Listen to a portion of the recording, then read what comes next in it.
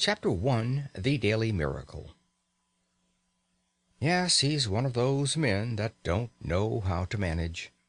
Good situation, regular income, quite enough for luxuries as well as needs, not really extravagant, and yet the fellow's always in difficulties. Somehow he gets nothing out of his money. Excellent flat, half empty. Always looks as if he's had the brokers in. New suit, old hat. Magnificent necktie, baggy trousers. Asks you to dinner, cut glass, bad mutton, or Turkish coffee, cracked cup. He can't understand it. Explanation simply is that he fritters his income away. Wish I had the half of it. I'd show him. So we have most of us criticized at one time or another in our superior way. We are nearly all chancellors of the exchequer. It is the pride of the moment. Newspapers are full of articles explaining how to live on such and such a sum, and these articles provoke a correspondence whose violence proves the interest they excite. Recently, in a daily organ, a battle raged round the question whether a woman can exist nicely in the country on £85 a year. I have seen an essay, How to Live on 8 shillings a Week, but I have never seen an essay, How to Live on 24 hours a day. Yet it has been said that time is money. That proverb understates the case. Time is a great deal more than money. If you have time, you can obtain money, usually. But though you have the wealth of a cloakroom attendant at the Carlton Hotel, you cannot buy yourself a minute more time than I have, or the cat by the fire has. Philosophers have explained space. They have not explained time. It is the inexplicable raw material of everything. With it, all is possible. Without it, nothing. The supply of time is truly a daily miracle, an affair genuinely astonishing when one examines it. You wake up in the morning, and lo, your purse is magically filled with 24 hours of the unmanufactured tissue of the universe of your life. It is yours. It is the most precious of possessions. A highly singular commodity, showered upon you in a manner as singular as the commodity itself.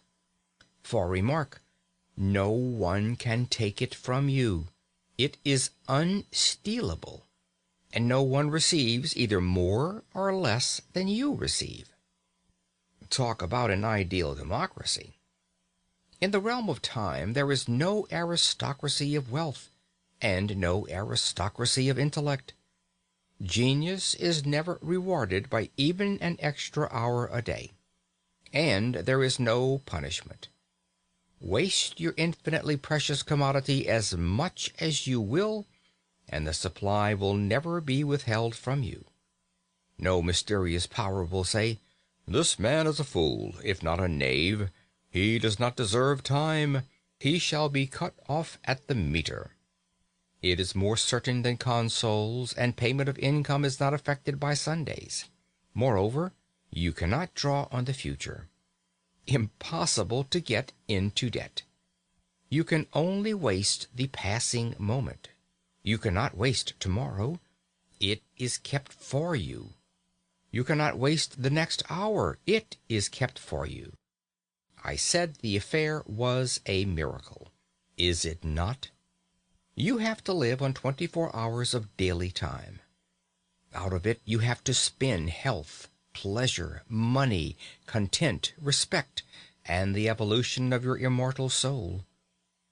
Its right use, its most effective use, is a matter of the highest urgency and of the most thrilling actuality. All depends on that. Your happiness, the elusive prize that you are clutching for, my friends, depends on that. Strange that the newspapers, so enterprising and up-to-date as they are not full of how to live on a given income of time, instead of how to live on a given income of money. Money is far commoner than time. When one reflects, one perceives that money is just about the commonest thing there is. It encumbers the earth in gross heaps. If one can't contrive to live on a certain income of money, one earns a little more, or steals it, or advertises for it. One doesn't necessarily muddle one's life because one can't quite manage on £1,000 a year. One braces the muscles and makes it guineas and balances the budget. But if one cannot arrange that an income of 24 hours a day shall exactly cover all proper items of expenditure, one does muddle one's life definitely. The supply of time, though gloriously regular, is cruelly restricted. Which of us lives on 24 hours a day? And when I say lives, I do not mean exists, nor muddles through. Which of us is free from that uneasy feeling that the great spending departments of his daily life are not managed as they ought to be? Which of us is quite sure that his fine suit is not surmounted by a shameful hat, or that in attending to the crockery he has forgotten the quality of the food? Which of us is not saying to himself, which of us has not been saying to himself all his life, I shall alter that when I have a little more time? We never shall have any more time. We have, and we have always had, all the time there is. It is the realization of this profound and neglected truth, which, by the way, I have not discovered, that has led me to the minute practical examination of daily time expenditure. End of chapter 1.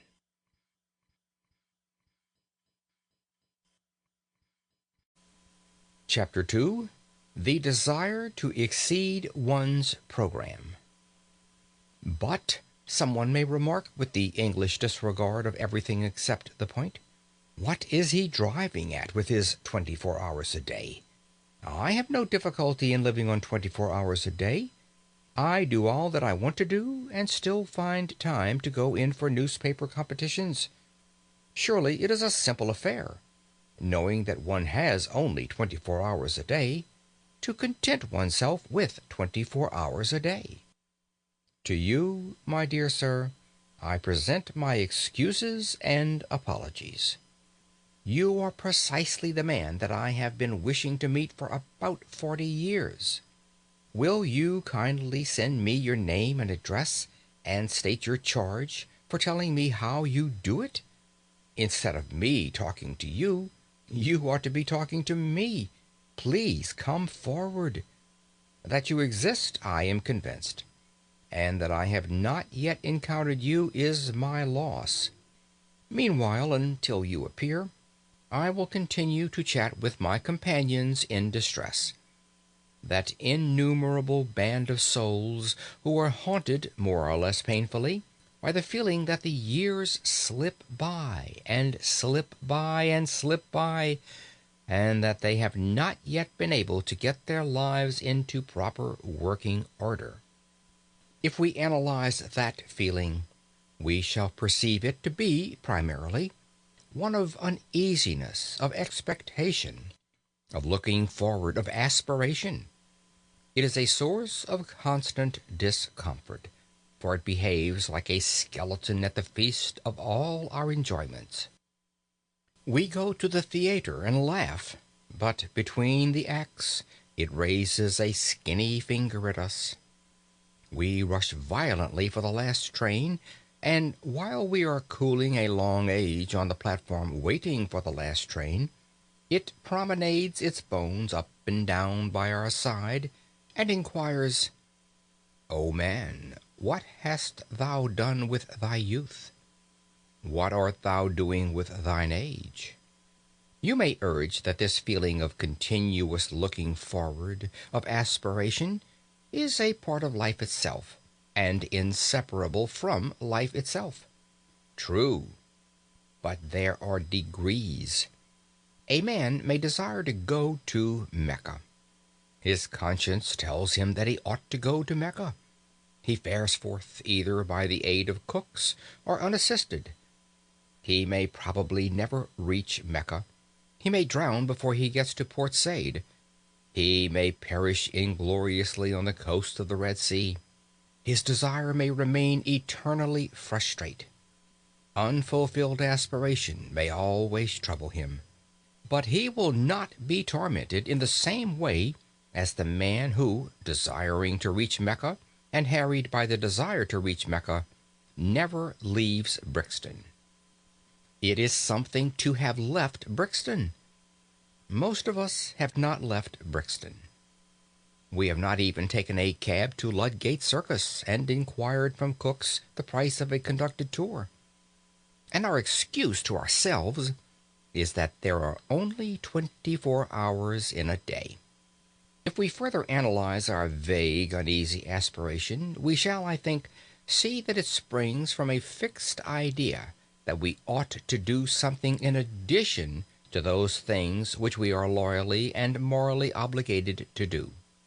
We are obliged by various codes, written and unwritten, to maintain ourselves and our families, if any, in health and comfort, to pay our debts, to save, to increase our prosperity by increasing our efficiency. A task sufficiently difficult. A task which very few of us achieve. A task often beyond our skills, yet if we succeed in it, as we sometimes do, we are not satisfied. The skeleton is still with us. And even when we realize that the task is beyond our skill, that our powers cannot cope with it, we feel that we should be less discontented if we gave to our powers, already overtaxed, something still further to do. And such is indeed the fact. The wish to accomplish something outside their formal program is common to all men who, in the course of evolution, have risen past a certain level. Until an effort is made to satisfy that wish, the sense of uneasy waiting for something to start which has not started will remain to disturb the peace of the soul. That wish has been called by many names. It is one form of the universal desire for knowledge, and it is so strong that men whose whole lives have been given to the systematic acquirement of knowledge have been driven by it to overstep the limits of their program in search of still more knowledge. Even Herbert Spencer, in my opinion the greatest mind that ever lived, was often forced by it into agreeable little backwaters of inquiry.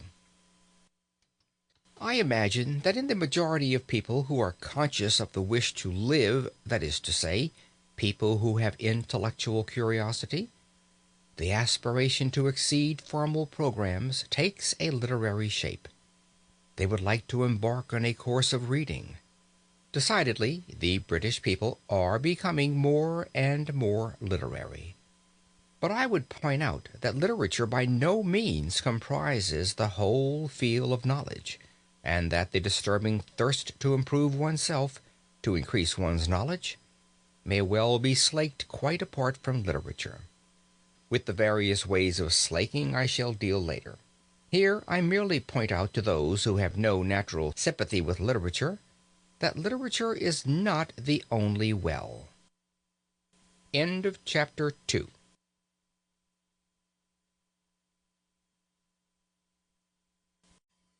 Chapter 3. Precautions before beginning. Now that I have succeeded, if succeeded I have, in persuading you to admit to yourself that you are constantly haunted by a suppressed dissatisfaction with your own arrangement of your daily life, and that the primal cause of that inconvenient dissatisfaction is the feeling that you are every day leaving undone something which you would like to do, and which indeed you are always hoping to do when you have more time. And now that I have drawn your attention to the glaring, dazzling truth that you never will have more time, since you already have all the time there is. You expect me to let you into some wonderful secret by which you may at any rate approach the ideal of a perfect arrangement of the day, and by which, therefore, that haunting, unpleasant daily disappointment of things left undone will be got rid of.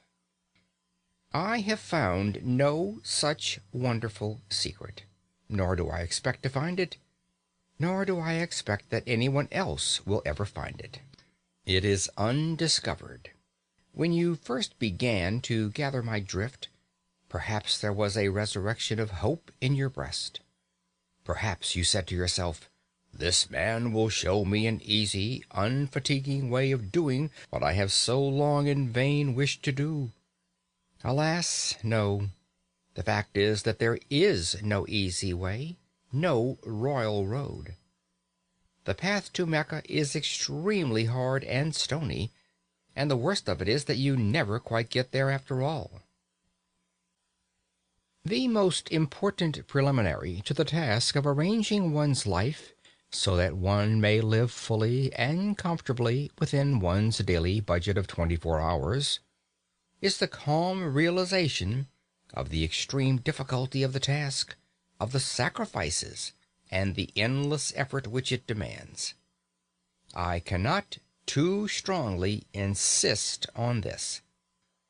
If you imagine that you will be able to achieve your ideal by ingeniously planning out a timetable with a pen on a piece of paper, you had better give up hope at once.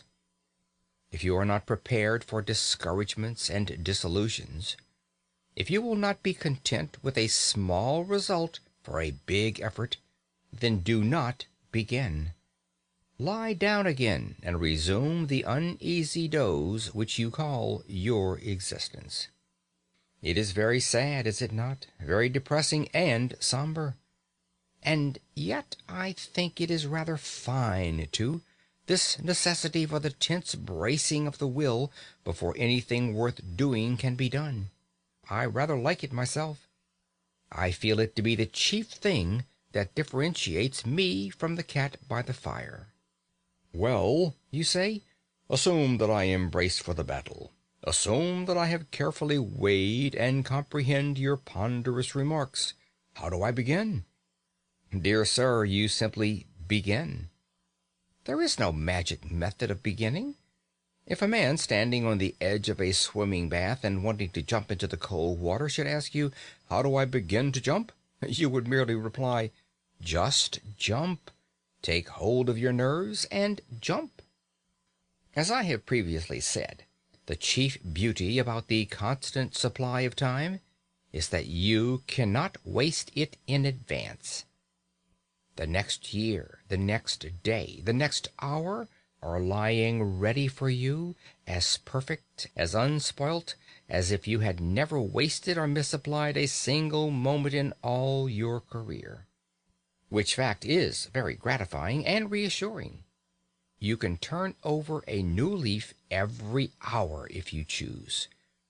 Therefore, no object is served in waiting till next week, or even until tomorrow. You may fancy that the water will be warmer next week. It won't. It will be colder. But before you begin, let me murmur a few words of warning in your private ear. Let me principally warn you against your own ardor. Ardor in well-doing is a misleading and a treacherous thing. It cries out loudly for employment. You can't satisfy it at first. It wants more and more. It is eager to move mountains and divert the course of rivers. It isn't content till it perspires. And then, too often, when it feels the perspiration on its brow, it wearies all of a sudden and dies, without even putting itself to the trouble of saying, "I've had enough of this." Beware of undertaking too much at the start. Be content with quite a little. Allow for accidents. Allow for human nature, especially your own. A failure or so in itself would not matter if it did not incur a loss of self-esteem and of self-confidence. But just as nothing succeeds like success, so nothing fails like failure. Most people who are ruined by attempting too much. Therefore, in setting out on the immense enterprise of living fully and comfortably within the narrow limits of 24 hours a day, let us avoid at any cost the risk of an early failure. I will not agree that, in this business at any rate, a glorious failure is better than a petty success. I am all for the petty success. A glorious failure leads to nothing. A petty success may lead to a success that is not petty.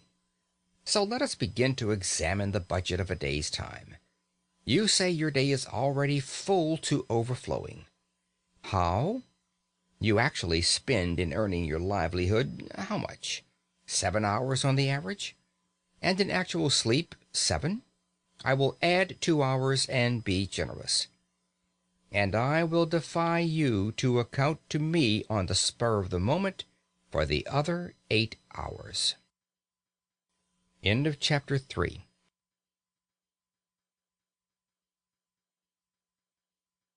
Chapter 4.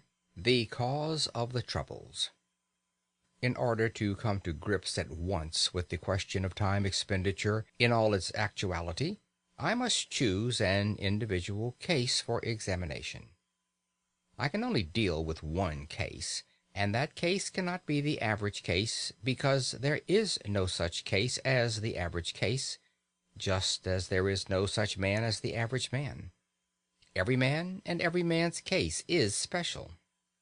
But if I take the case of a Londoner who works in an office, whose office hours are from 10 to 6, and who spends 50 minutes morning and night in traveling between his house door and his office door, I shall have got as near to the average as facts permit. There are men who have to work longer for a living, but there are others who do not have to work so long.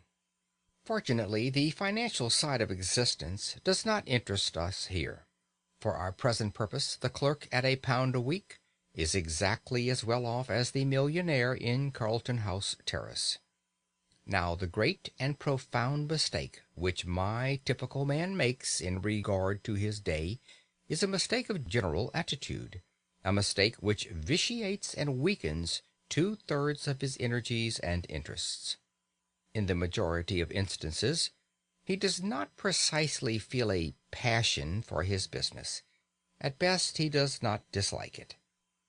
He begins his business functions with reluctance, as late as he can, and he ends them with joy as early as he can. And his engines, while he is engaged in his business, are seldom at their full HP. I know that I shall be accused by angry readers of traducing the city worker, but I am pretty thoroughly acquainted with the city, and I stick to what I say. Yet in spite of all this, he persists in looking upon those hours from 10 to 6 as the day, to which the 10 hours preceding them and the 6 hours following them are nothing but a prologue and epilogue.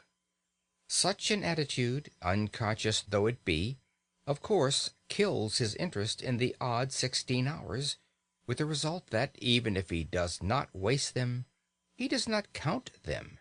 He regards them simply as margin. This general attitude is utterly illogical and unhealthy, since it formally gives the central prominence to a patch of time and a bunch of activities which the man's one idea is to get through and have done with. If a man makes 2/3 of his existence subservient to 1/3, for which admittedly he has no absolute feverish zest, how can he hope to live fully and completely? He cannot. If my typical man wishes to live fully and completely, he must, in his mind, arrange a day within a day. And this inner day, a Chinese box in a larger Chinese box, must begin at 6 p.m. and end at 10 a.m. It is a day of 16 hours. And during all these 16 hours, he has nothing whatever to do but cultivate his body and his soul and his fellow men. During those 16 hours he is free. He is not a wage earner. He is not preoccupied with monetary cares. He is just as good as a man with a private income. This must be his attitude. And his attitude is all important. His success in life, much more important than the amount of estate upon what his executors will have to pay estate duty, depends on it. What?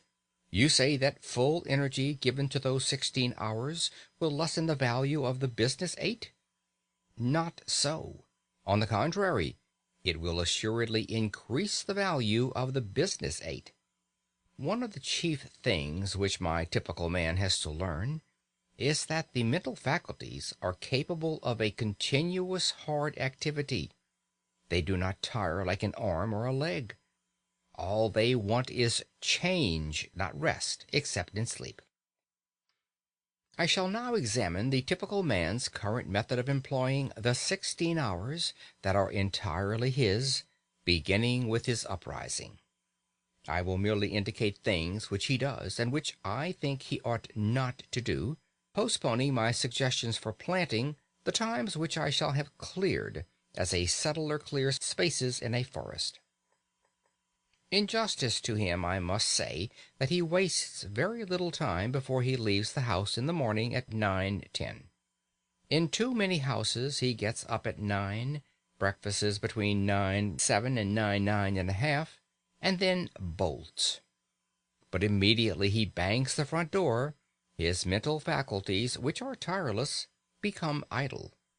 He walks to the station in a condition of mental coma. Arrived there, he usually has to wait for the train. On hundreds of suburban stations every morning you see men calmly strolling up and down platforms while railway companies unblushingly rob them of time, which is more than money. Hundreds of thousands of hours are thus lost every day simply because my typical man thinks so little of time that it has never occurred to him to take quite easy precautions against the risk of its loss. He has a solid coin of time to spend every day, call it a sovereign. He must get change for it, and in getting change he is content to lose heavily. Supposing that in selling him a ticket the company said, "We will charge you a sovereign, but we will charge you 3 halfpence for doing so." What would my typical man exclaim? Yes, that is the equivalent of what the company does when it robs him of 5 minutes twice a day. You say I am dealing with minutiae. I am. And later on I will justify myself. Now, will you kindly buy your paper and step into the train? End of chapter 4.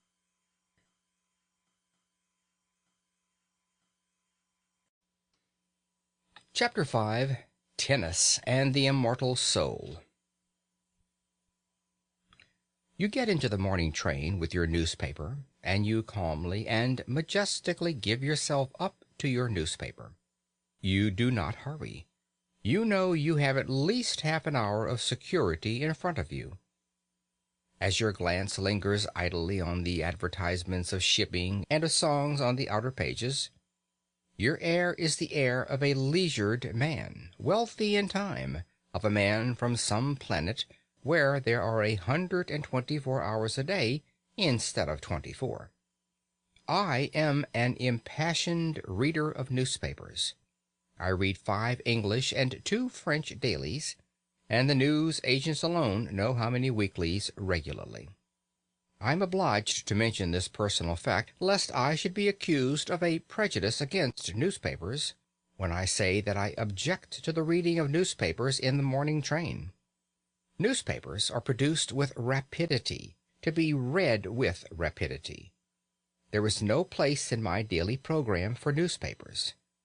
I read them as I may in odd moments, but I do read them.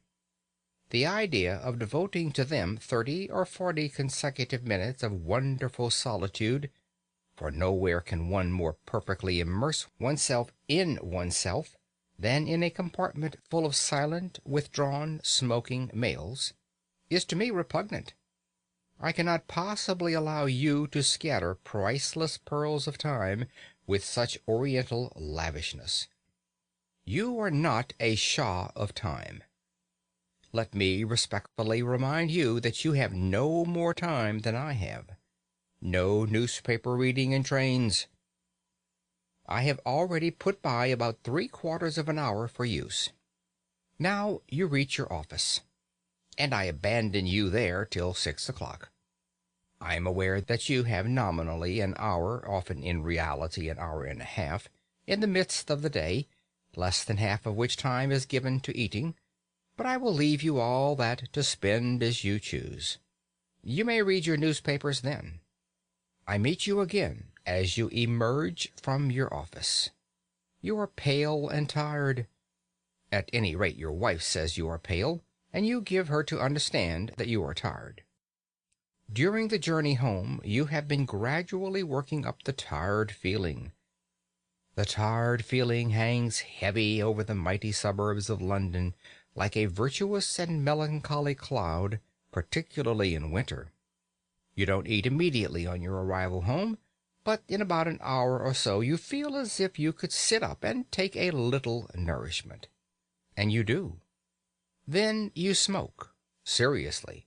You see friends. You potter. You play cards. You flirt with a book. You note that old age is creeping on.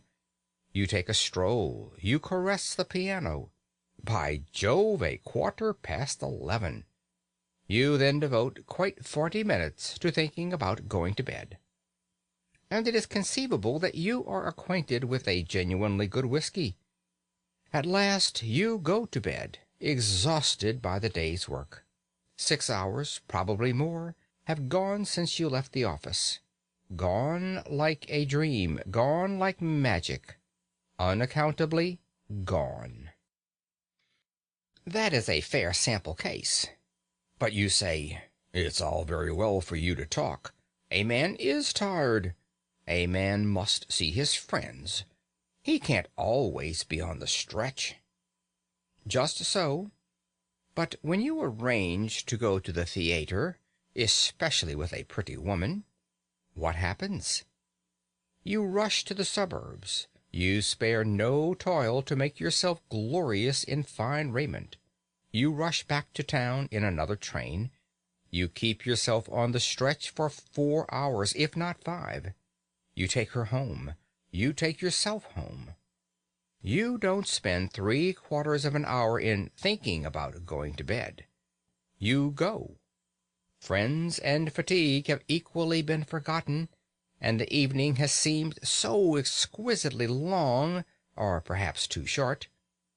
And do you remember that time when you were persuaded to sing in the chorus of the Amateur Operatic Society, and slaved 2 hours every other night for 3 months?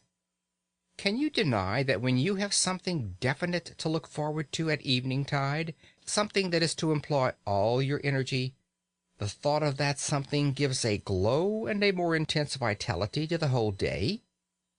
What I suggest is that at 6 o'clock you look facts in the face and admit that you are not tired, because you are not, you know, and that you arrange your evening so that it is not cut in the middle by a meal. By so doing, you will have a clear expanse of at least 3 hours. I do not suggest that you should employ 3 hours every night of your life in using up your mental energy.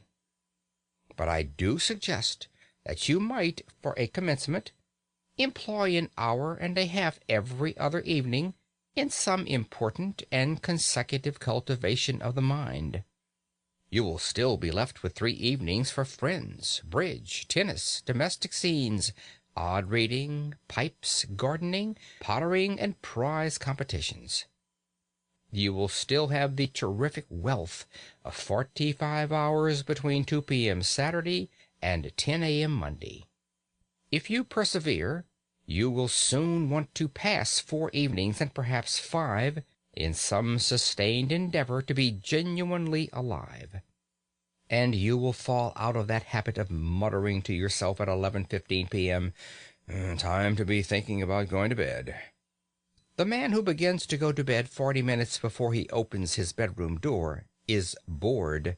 That is to say, he is not living. But remember, at the start, those 90 nocturnal minutes thrice a week must be the most important minutes in the 10,080. They must be sacred, quite as sacred as a dramatic rehearsal or a tennis match. Instead of saying, "Sorry I can't see you, old chap, but I have to run off to the tennis club," you must say, "But I have to work." This, I admit, is intensely difficult to say. Tennis is so much more urgent than the immortal soul. End of chapter 5.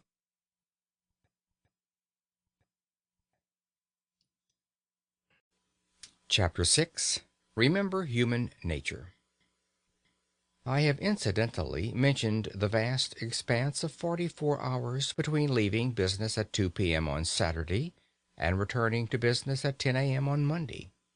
And here I must touch on the point whether the week should consist of 6 days or of 7.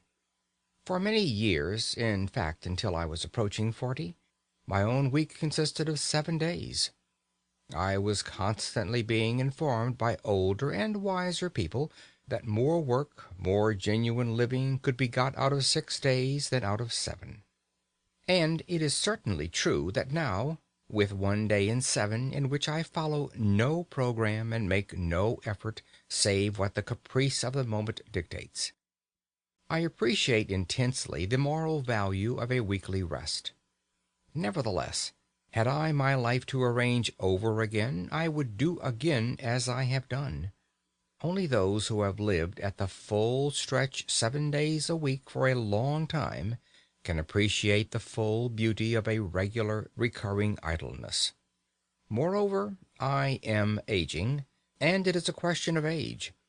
In cases of abounding youth and exceptional energy and desire for effort, I should say unhesitatingly, keep going, day in, day out. But in the average case, I should say, confine your formal program, super program, I mean, to 6 days a week. If you find yourself wishing to extend it, but only in proportion to your wish, and count the time extra as a windfall, not as regular income, so that you can return to a 6-day program without the sensation of being poorer, of being a backslider. Let us now see where we stand. So far, we have marked for saving out of the waste of days half an hour at least on 6 mornings a week, and 1 hour and a half on 3 evenings a week. Total, 7 hours and a half a week. I propose to be content with that 7 hours and a half for the present. What? You cry. You pretend to show us how to live, and you only deal with 7 hours and a half out of 168? Are you going to perform a miracle with your 7 hours and a half? Well, not to mince the matter, I am, if you will kindly let me. That is to say, I'm going to ask you to attempt an experience which, while perfectly natural and explicable, has all the air of a miracle. My contention is that the full use of those 7.5 hours will quicken the whole life of the week, add zest to it, and increase the interest which you feel in even the most banal occupations.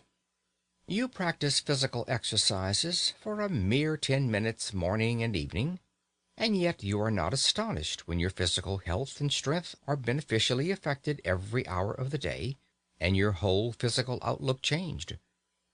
Why should you be astonished that an average of over an hour a day given to the mind should permanently and completely enliven the whole activity of the mind? More time might assuredly be given to the cultivation of oneself, and in proportion as the time was longer, the results would be greater. But I prefer to begin with what looks like a trifling effort.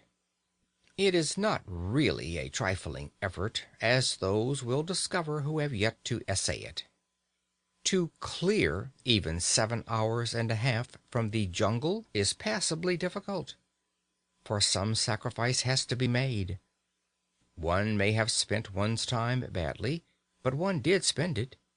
One did do something with it, however ill-advised that something may have been. To do something else means a change of habits. And habits are the very dickens to change. Further, any change, even a change for the better, is always accompanied by drawbacks and discomforts. If you imagine that you will be able to devote 7 hours and a half a week to serious, continuous effort and still live your old life, you are mistaken. I repeat that some sacrifice and an immense deal of volition will be necessary. And it is because I know the difficulty, it is because I know the almost disastrous effect of failure in such an enterprise, that I earnestly advise a very humble beginning. You must safeguard your self-respect.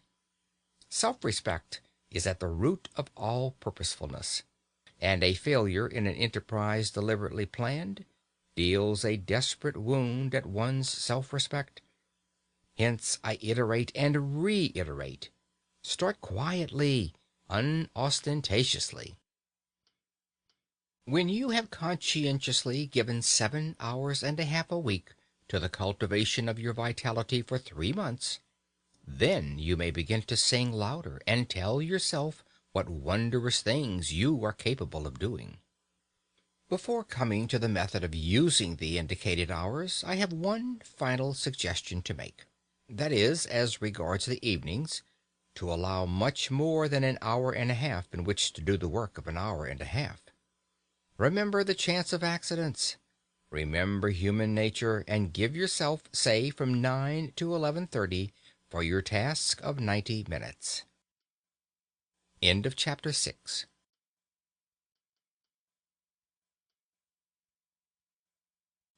Chapter 7. Controlling the Mind. People say, one can't help one's thoughts. But one can. The control of the thinking machine is perfectly possible. And since nothing whatever happens to us outside our own brain, since nothing hurts us or gives us pleasure except within the brain, the supreme importance of being able to control what goes on in that mysterious brain is patent. The idea is one of the oldest platitudes, but it is a platitude whose profound truth and urgency most people live and die without realizing. People complain of the lack of power to concentrate, not witting that they may acquire the power if they choose. And without the power to concentrate, that is to say, without the power to dictate to the brain its task and to ensure obedience, true life is impossible. Mind control is the first element of a full existence. Hence it seems to me the first business of the day should be to put the mind through its paces. You look after your body, inside and out. You run grave danger in hacking hairs off your face. You employ a whole army of individuals, from the milkman to the pig killer, to enable you to bribe your stomach into decent behavior. Why not devote a little attention to the far more delicate machinery of the mind, especially as you will require no extraneous aid? It is for this portion of the art and craft of living that I have reserved the time from the moment of quitting your door to the moment of arriving at your office. What? Am I to cultivate my mind in the street, on the platform, in the train, and in the crowded street again? Precisely. Nothing simpler, no tools required, not even a book. Nevertheless, the affair is not easy. When you leave your house, concentrate your mind on a subject, no matter what, to begin with. You will not have gone 10 yards before your mind has skipped away under your very eyes and is larking round the corner with another subject. Bring it back by the scruff of the neck. Ere you have reached the station, you will have brought it back about 40 times. Do not despair. Continue. Keep it up. You will succeed. You cannot by any chance fail if you persevere. It is idle to pretend that your mind is incapable of concentration. Do you remember that morning when you received a disquieting letter which demanded a very carefully worded answer? How you kept your mind steadily on the subject of the answer, without a second's intermission, until you reached your office, whereupon you instantly sat down and wrote the answer? That was a case in which you were roused by circumstances to such a degree of vitality that you were able to dominate your mind like a tyrant. You would have no trifling. You insisted that its work should be done, and its work was done. By the regular practice of concentration, as to which there is no secret save the secret of perseverance, you can tyrannize over your mind, which is not the highest part of you, every hour of the day and in no matter what place. The exercise is a very convenient one. If you get into your morning train with a pair of dumbbells for your muscles, or an encyclopedia in 10 volumes for your learning, you would probably excite remark. But as you walk in the street, or sit in the corner of the compartment behind a pipe, or strap hang on the subterranean, who is to know that you are engaged in the most important of daily acts? What asinine bore can laugh at you? I do not care what you concentrate on so long as you concentrate. It is the mere disciplining of the thinking machine that counts. But still, you may as well kill 2 birds with 1 stone, and concentrate on something useful. I suggest, it is only a suggestion, a little chapter of Marcus Aurelius or Epictetus. Do not, I beg, shy at their names. For myself, I know nothing more actual, more bursting with plain common sense, applicable to the daily life of plain persons like you and me, who hate airs, pose, and nonsense, than Marcus Aurelius or Epictetus. Read a chapter, and so short they are, the chapters, in the evening, and concentrate on it the next morning. You will see. Yes, my friend, it is useless for you to try to disguise the fact. I can hear your brain like a telephone at my ear. You are saying to yourself, "This fellow was doing pretty well up to his 7th chapter. He had begun to interest me faintly, but what he says about thinking in trains and concentration and so on is not for me. It may be well enough for some folks, but it isn't in my line." It is for you, I passionately repeat. It is for you. Indeed, you are the very man I am aiming at. Throw away the suggestion, and you throw away the most precious suggestion that was ever offered to you. It is not my suggestion. It is the suggestion of the most sensible, practical, hard-headed men who have walked the earth. I only give it to you at second hand. Try it. Get your mind in hand, and see how the process cures half the evils of life, especially worry, that miserable, avoidable, shameful disease, worry. End of chapter 7.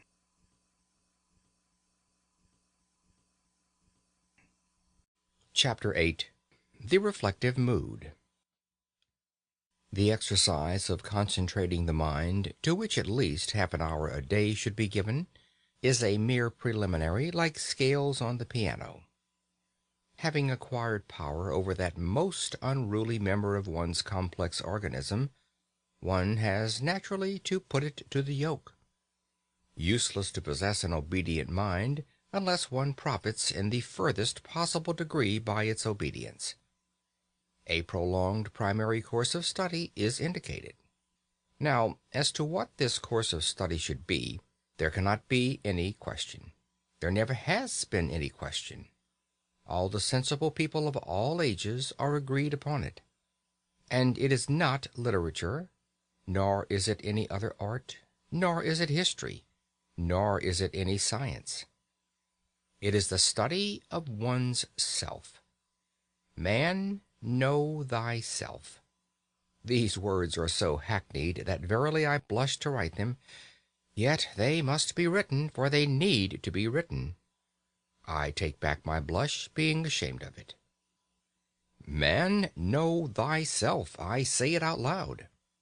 The phrase is one of those phrases with which every one is familiar, of which every one acknowledges the value, and which only the most sagacious put into practice. I don't know why. I am entirely convinced that what is more than anything else lacking in the life of the average well-intentioned man of today is the reflective mood. We do not reflect.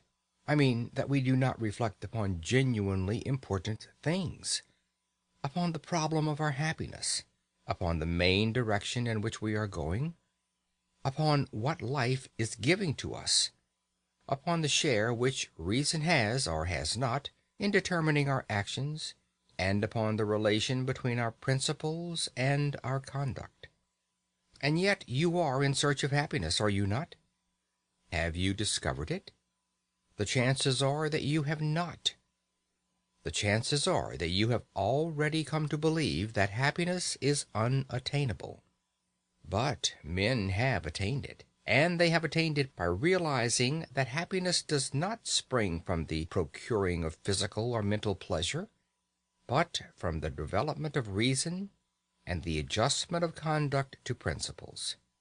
I suppose that you will not have the audacity to deny this.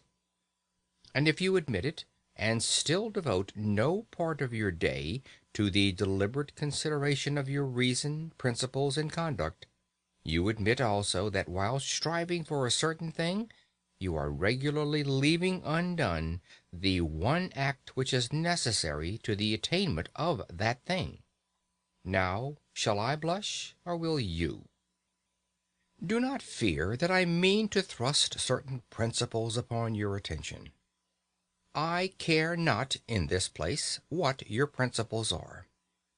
Your principles may induce you to believe in the righteousness of burglary. I don't mind.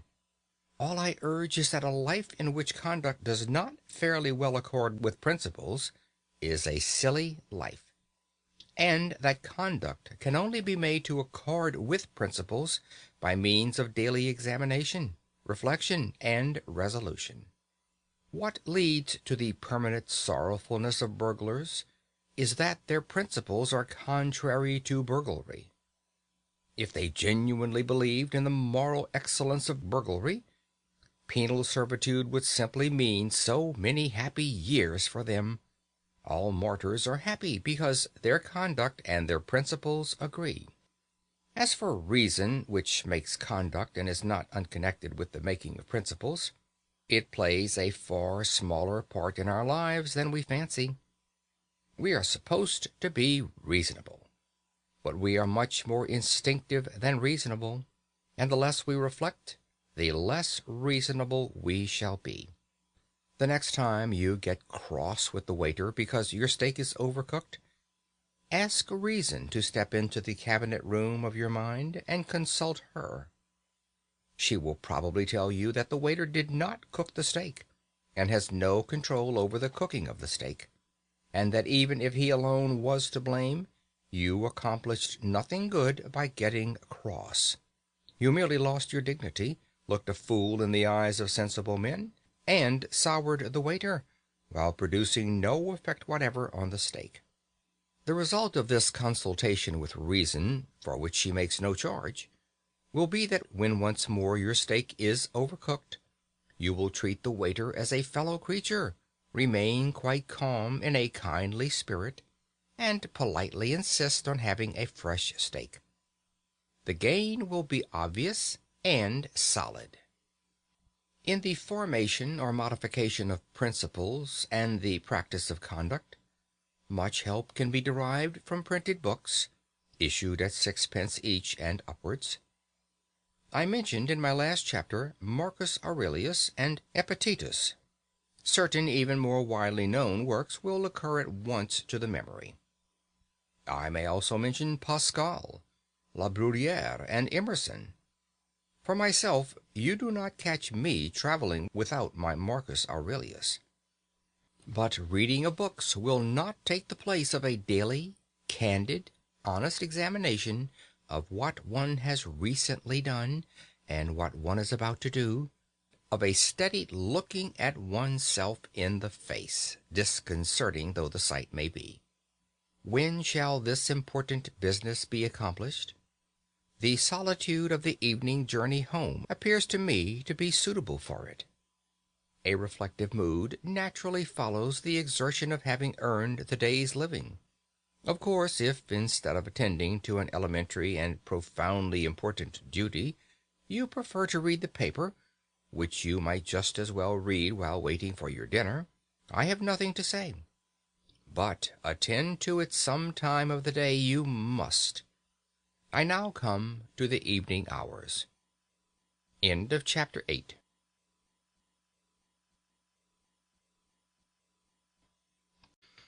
Chapter 9. Interest in the Arts.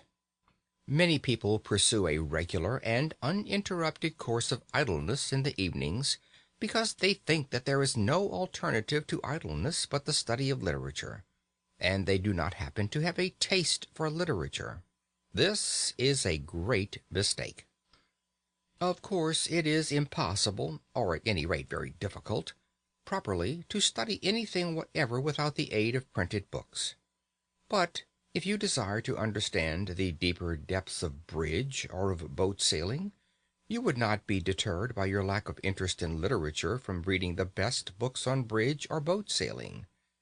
We must, therefore, distinguish between literature and books treating of subjects not literary. I shall come to literature in due course. Let me now remark to those who have never read Meredith, and who are capable of being unmoved by a discussion as to whether Mr. Stephen Phillips is or is not a true poet, that they are perfectly within their rights. It is not a crime not to love literature. It is not a sign of imbecility. The mandarins of literature will order out to instant execution the unfortunate individual who does not comprehend, say, the influences of Wordsworth on Tennyson. But that is only their impudence. Where would they be, I wonder, if requested to explain the influences that went to make Tchaikovsky's pathetic symphony?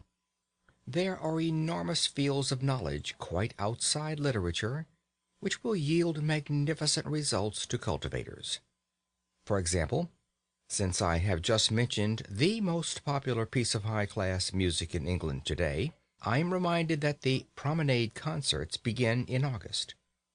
You go to them, you smoke your cigar or cigarette, and I regret to say that you strike your matches during the soft bars of the Lohengrin Overture, and you enjoy the music. But you say you cannot play the piano or the fiddle or even the banjo, that you know nothing of music. What does that matter? That you have a genuine taste for music is proved by the fact that in order to fill his hall with you and your peers, the conductor is obliged to provide programs from which bad music is almost entirely excluded, a change from the old Covent Garden days. Now, surely your inability to perform the Maiden's Prayer on a piano need not prevent you from making yourself familiar with the construction of the orchestra to which you listen a couple of nights a week during a couple of months. As things are, you probably think of the orchestra as a heterogeneous mass of instruments producing a confused, agreeable mass of sound. You do not listen for details, because you have never trained your ears to listen to details. If you were asked to name the instruments which play the great theme at the beginning of the C minor symphony, you could not name them for your life's sake. Yet you admire the C minor symphony. It has thrilled you. It will thrill you again. You have even talked about it in an expansive mood to that lady, you know whom I mean, and all you can positively state about the C minor symphony is that Beethoven composed it and that it is a jolly fine thing. Now, if you have read, say, Mr. Kriebel's How to Listen to Music, which can be got at any bookseller's for less than the price of a stall at the Alhambra, and which contains photographs of all the orchestral instruments and plans of the arrangement of orchestras, you would next go to a promenade concert with an astonishing intensification of interest in it. Instead of a confused mass, the orchestra would appear to you as what it is, a marvelously balanced organism whose various groups of members each have a different and an indispensable function. You would spy out the instruments and listen for their respective sounds. You would know the gulf that separates a French horn from an English horn, and you would perceive why a player of the hautboy gets higher wages than a fiddler, though the fiddle is the more difficult instrument. You would live at a promenade concert, whereas previously you had merely existed there in a state of beatific coma, like a baby gazing at a bright object. The foundations of a genuine, systematic knowledge of music might be laid. You might specialize your inquiries either on a particular form of music, such as the symphony, or on the works of a particular composer. At the end of a year of 48 weeks of 3 brief evenings each, combined with a study of programs and attendances at concerts chosen out of your increasing knowledge, you would really know something about music, even though you were as far off as ever from jangling the Maiden's Prayer on the piano. "But I hate music," you say. My dear sir, I respect you. What applies to music applies to the other arts. I might mention Mr. Claremont Witt's How to Look at Pictures, or Mr. Russell Sturgis's How to Judge Architecture, as beginnings, merely beginnings, of systematic, vitalizing knowledge in other arts, the materials for whose study abound in London. "I hate all the arts," you say? My dear sir, I respect you more and more. I will deal with your case next, before coming to literature. End of chapter 9.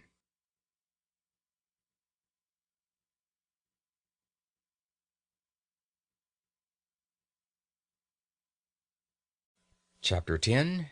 Nothing in life is humdrum. Art is a great thing, but it is not the greatest. The most important of all perceptions is the continual perception of cause and effect. In other words, the perception of the continuous development of the universe. In still other words, the perception of the course of evolution. When one has thoroughly got imbued into one's head the leading truth that nothing happens without a cause, one grows not only large-minded, but large-hearted. It is hard to have one's watch stolen, but one reflects that the thief of the watch became a thief from causes of heredity and environment which are as interesting as they are scientifically comprehensible, and one buys another watch, if not with joy, at any rate with a philosophy that makes bitterness impossible. One loses in the study of cause and effect that absurd air which so many people have of being always shocked and pained by the curiousness of life. Such people live amid human nature as if human nature were a foreign country full of awful foreign customs. But having reached maturity, one ought surely to be ashamed of being a stranger in a strange land. The study of cause and effect, while it lessens the painfulness of life, adds to life's picturesqueness. The man to whom evolution is but a name looks at the sea as a grandiose, monotonous spectacle, which he can witness in August for 3 shillings third-class return. The man who is imbued with the idea of development, of continuous cause and effect, perceives in the sea an element which in the day before yesterday of geology was vapor, which yesterday was boiling, and which tomorrow will inevitably be ice. He perceives that a liquid is merely something on its way to be solid, and he is penetrated by a sense of the tremendous, changeful picturesqueness of life. Nothing will afford a more durable satisfaction than the constantly cultivated appreciation of this. It is the end of all science. Cause and effect are to be found everywhere. Rents went up in Shepherd's Bush. It was painful and shocking that rents should go up in Shepherd's Bush. But to a certain point we are all scientific students of cause and effect, and there was not a clerk lunching at Lyon's restaurant who did not scientifically put two and two together and see in the once twopenny tube the cause of an excessive demand for wigwams in Shepherd's Bush, and the excessive demand for wigwams the cause of the increase in the price of wigwams. Simple, you say disdainfully? Everything, the whole complex movement of the universe, is as simple as that, when you can sufficiently put two and two together. And, my dear sir, perhaps you happen to be an estate agent's clerk, and you hate the arts, and you want to foster your immortal soul, and you can't be interested in your business because it's so humdrum. Nothing is humdrum. The tremendous, changeful picturesqueness of life is marvelously shown in an estate agent's office. What? There was a block of traffic in Oxford Street.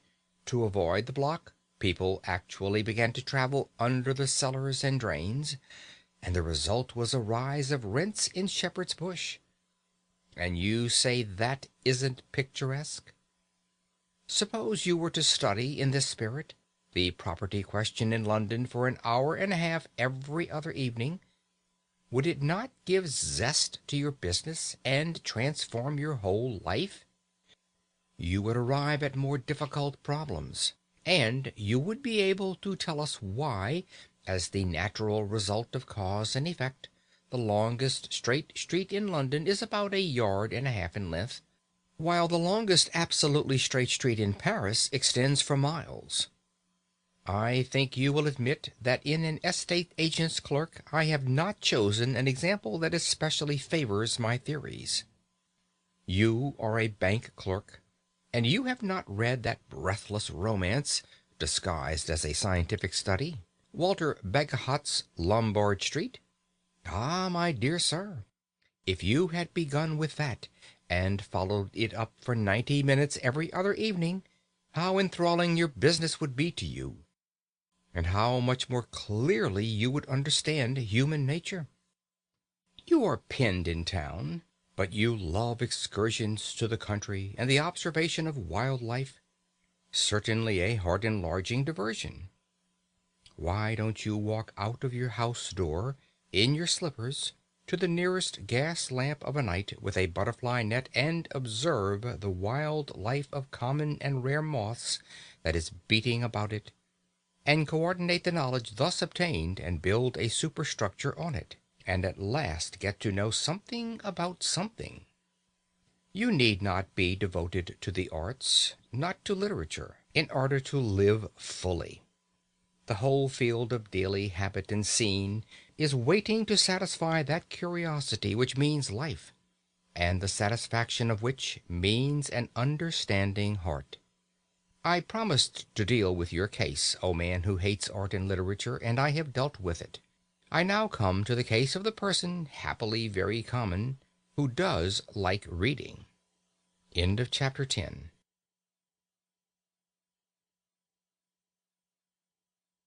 Chapter 11. Serious Reading. Novels are excluded from serious reading, so that the man who, bent on self-improvement, has been deciding to devote 90 minutes 3 times a week to a complete study of the works of Charles Dickens will be well advised to alter his plans. The reason is not that novels are not serious. Some of the great literature of the world is in the form of prose fiction. The reason is that bad novels ought not to be read, and that good novels never demand any appreciable mental application on the part of the reader. It is only the bad parts of Meredith's novels that are difficult. A good novel rushes you forward like a skiff down a stream, and you arrive at the end, perhaps breathless, but unexhausted. The best novels involve the least strain. Now, in the cultivation of the mind, one of the most important factors is precisely the feeling of strain, of difficulty, of a task which one part of you is anxious to achieve, and another part of you is anxious to shirk. And that feeling cannot be got in facing a novel. You do not set your teeth in order to read Anna Karenina. Therefore, though you should read novels, you should not read them in those 90 minutes. Imaginative poetry produces a far greater mental strain than novels. It produces probably the severest strain of any form of literature. It is the highest form of literature. It yields the highest form of pleasure and teaches the highest form of wisdom. In a word, there is nothing to compare with it. I say this with sad consciousness of the fact that the majority of people do not read poetry. I am persuaded that many excellent persons, if they were confronted with the alternatives of reading Paradise Lost and going round Trafalgar Square at noonday on their knees in sackcloth, would choose the ordeal of public ridicule. Still, I will never cease advising my friends and enemies to read poetry before anything. If poetry is what is called a sealed book to you, begin by reading Hazlitt's famous essay on the nature of poetry in general. It is the best thing of its kind in English, and no one who has read it can possibly be under the misapprehension that poetry is a medieval torture, or a mad elephant, or a gun that will go off by itself and kill at 40 paces. Indeed, it is difficult to imagine the mental state of the man who, after reading Hazlitt's essay, is not urgently desirous of reading some poetry before his next meal. If the essay so inspires you, I would suggest that you make a commencement with purely narrative poetry. There is an infinitely finer English novel written by a woman than anything by George Eliot or the Brontes or even Jane Austen, which perhaps you have not read. Its title is Aurora Leigh, and its author is E.B. Browning. It happens to be written in verse, and to contain a considerable amount of genuinely fine poetry. Decide to read that book through, even if you die for it. Forget that it is fine poetry. Read it simply for the story and the social ideas. And when you have done, ask yourself honestly whether you still dislike poetry. I have known more than one person to whom Aurora Leigh has been the means of proving that in assuming they hated poetry, they were entirely mistaken. Of course, if after Hazlitt, and such an experiment made in the light of Hazlitt, you are finally assured that there is something in you which is antagonistic to poetry, you must be content with history or philosophy. I shall regret it, yet not inconsolably. The decline and fall is not to be named in the same day with Paradise Lost, but it is a vastly pretty thing. And Herbert Spencer's First Principles simply laughs at the claims of poetry and refuses to be accepted as aught but the most majestic product of any human mind. I do not suggest that either of these works is suitable for a trio in mental strains. But I see no reason why any man of average intelligence should not, after a year of continuous reading, be fit to assault the supreme masterpieces of history or philosophy. The great convenience of masterpieces is that they are so astonishingly lucid. I suggest no particular work as a start. The attempt would be futile in the space of my command, but I have two general suggestions of a certain importance. The first is to define the direction and scope of your efforts. Choose a limited period, or a limited subject, or a single author. Say to yourself, I will know something about the French Revolution, or the rise of railroads, or the works of John Keats. And during a given period, to be settled beforehand, confine yourself to your choice. There is much pleasure to be derived from being a specialist. The second suggestion is to think as well as read. I know people who read, and for all the good it does them, they might just as well cut bread and butter. They take to reading as better men take to drink. They fly through the shires of literature on a motor car, their sole object being motion. They will tell you how many books they have read in a year. Unless you give at least 45 minutes to careful, fatiguing reflection, it is an awful bore at first, upon what you are reading. Your 90 minutes of a night are chiefly wasted. This means that your pace will be slow. Never mind. Forget the goal. Think only of the surrounding country, and after a period, perhaps when you least expect it, you will suddenly find yourself in a lovely town on a hill. End of chapter 11.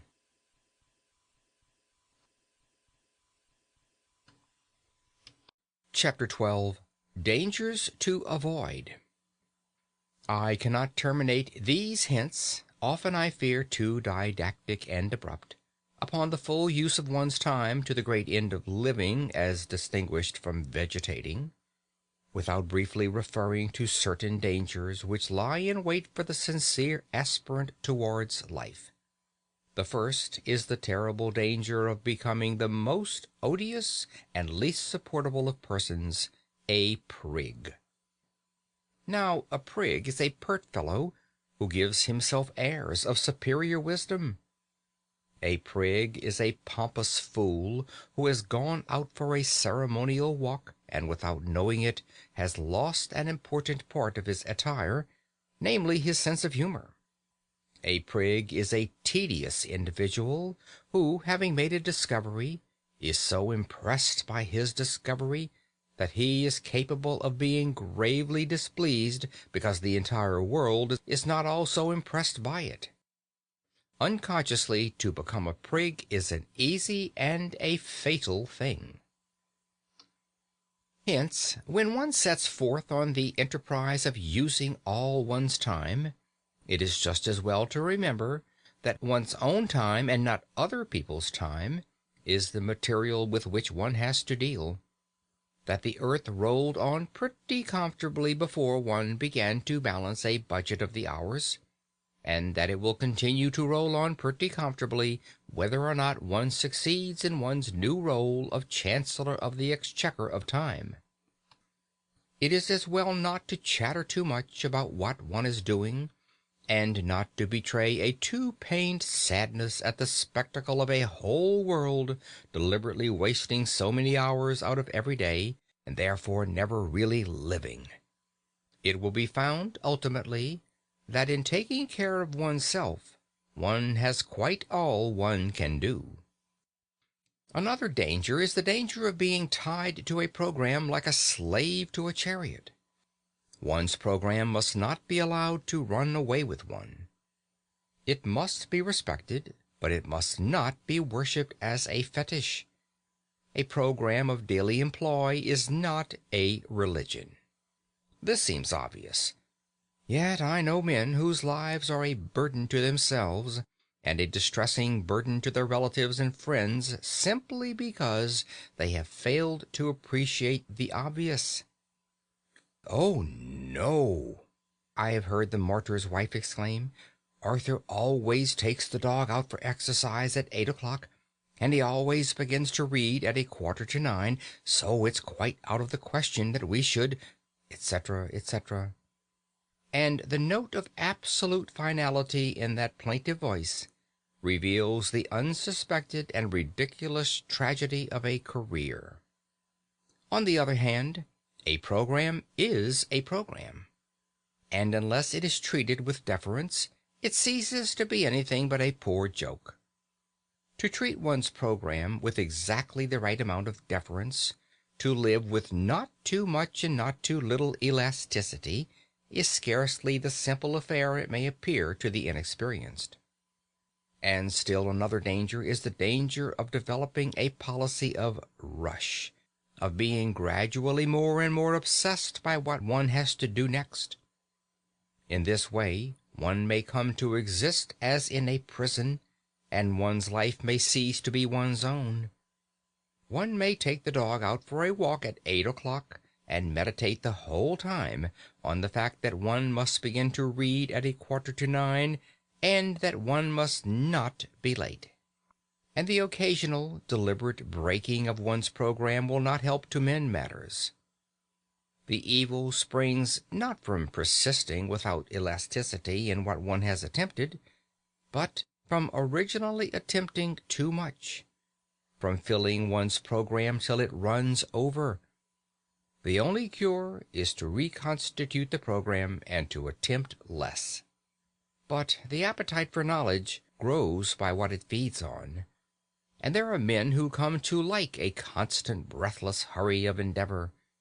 Of them it may be said that a constant breathless hurry is better than an eternal doze.